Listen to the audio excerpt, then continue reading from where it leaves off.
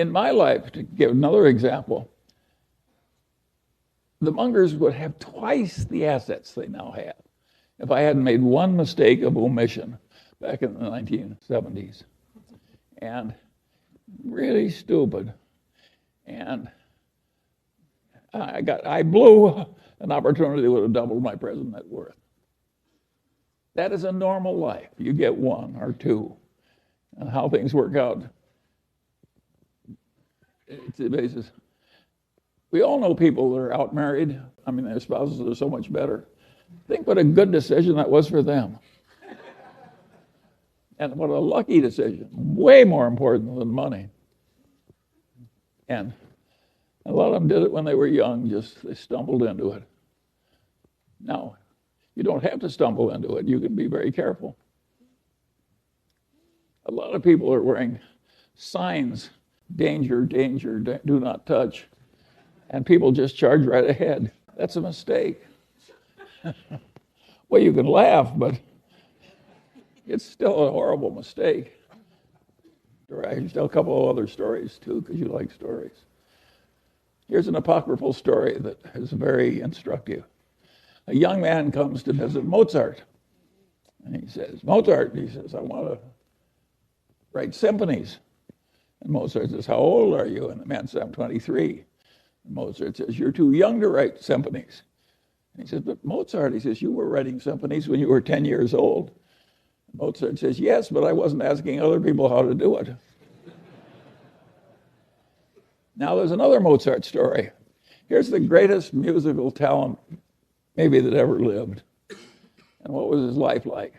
Well, he was bitterly unhappy and he died young. That's the life of Mozart. What the hell did Mozart do to screw it up? To make himself, well, he did two things that are guaranteed to create a lot of misery. He overspent his income scrupulously. That's number one. That is really stupid. And the other thing was he was full of jealousies and resentments. If you'll overspend your income and be full of jealousy and resentments, you can have a lousy, unhappy life and die young. All you've got to do is learn from Mozart. You can also learn from that young man who was asking Mozart how to write symphony. The truth of the matter is that not everybody can learn everything. Some people are way the hell better. And of course, no matter how hard you try, there's always some guy that achieves more. Some guy or gal. And my answer is, so what? Does any of us need to be the very top of the whole world? It's ridiculous. Another thing that people do that I regard as amazing is they build these enormous mausoleums. I think they figure they want people to walk by that mausoleum and say, gosh, I wish I were in there.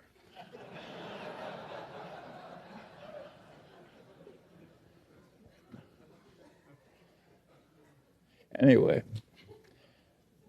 you can see we've had some fun as we go along.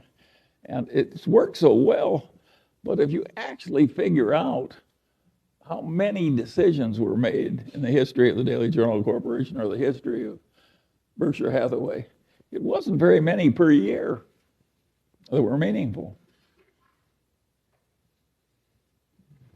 It's a game of being there all the time and recognizing the rare opportunity when it comes and recognizing that a normal human allotment is to not have very many.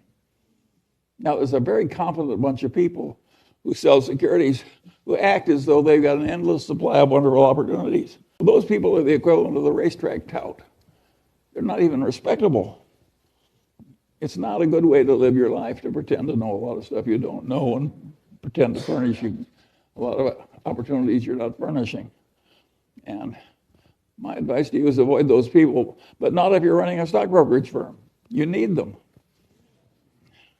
But it's not the right way to make money. And this business of controlling the costs and living simply, and that was the secret. How much money? Warren and I had tiny little bits of money.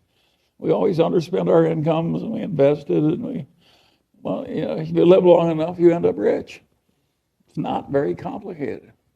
Now, there is a part of life which is, how do you scramble out of your mistakes without them costing too much? And we've done some of that too. If you look at Berkshire Hathaway, think of its founding businesses: a doomed department store, a doomed New England textile company, and a doomed trading stamp company. Out of that came Berkshire Hathaway. Now, we handled those losing hands pretty well when we bought into them very cheaply. But of course, the success came from changing our ways and getting into the better businesses. And it isn't that we were so good at doing things that were difficult. We were good at avoiding things that were difficult, finding things that are easy. By the way, when we bought the Daily Journal, that was easy.